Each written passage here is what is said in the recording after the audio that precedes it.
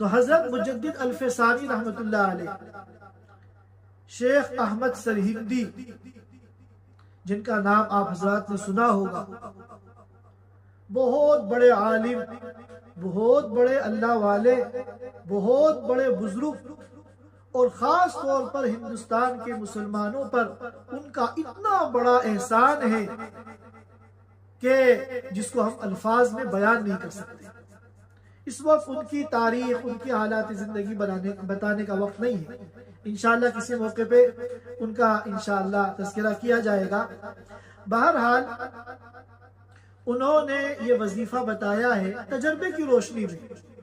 کہ جب بھی کوئی مصیبت آئے، بلا آئے، پریشانی آئے،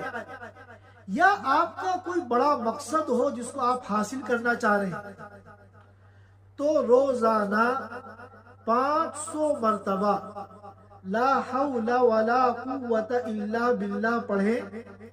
اور اول اور آخر 100 مرتبہ درود شریف پڑھ لیں۔ انشاءاللہ بڑی سے بڑی مصیبت اور بڑی سے بڑی پریشانی اور بڑی سے بڑی ٹینشن اللہ پاک اس وظیفے کی برکت سے دور فرما دیں گے۔ اور آپ کا کوئی بڑا سے بڑا مقصد ہو، کام ہو، اور اسباب کی روشنی میں آپ کو ناممکن نظر آ رہا ہو، لیکن اگر آپ یقین کے ساتھ اس وظیفے کو پڑھیں گے تو اللہ تعالیٰ یقیناً آپ کا وہ کام بنائیں گے۔ تو ہمیں سب سے پہلے 100 مرتبہ درود شریف پڑھنا ہے۔ درود شریف مختصر پڑھ لیے، صلی اللہ علی النبی الکریم، مختصر درود ہے، 100 مرتبہ پڑھ لیے۔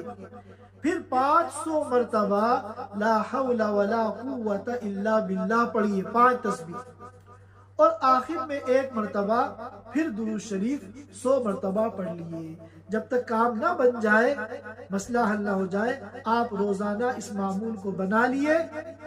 اور کوشش یہ کیجئے کوئی بھی وظیفہ ہو، کوئی بھی ورد ہو، کوئی بھی ذکر ہو